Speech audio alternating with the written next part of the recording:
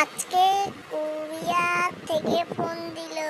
আমার ল্যাম্বরগিনি গাড়িটি চলে এসেছে। আমি আমার গাড়ি নিয়ে বেরিয়ে পড়লাম নিজের গন্তব্যে। রাস্তায় দেখি প্রচুর ল্যাম্বরগিনি। আজকে প্রচুর ট্রাফিক হবে। আমি অবশেষে কক্সবাজার চলে এলাম।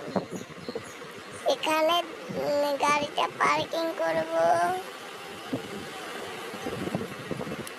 তারপরে ফোন দিলাম ডেলিভারি ম্যানকে। ডেলিভারি ম্যান বলল সমুদ্রের কিনারায় গাড়িটি আছে। গাড়িটাকে ঘুরাইয়ে সমুদ্রের কোনায় যেতে চাইলাম।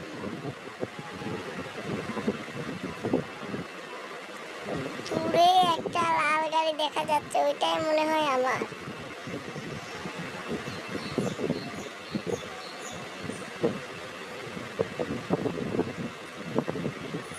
অবশেষে আমার গাড়িটি দেখলাম।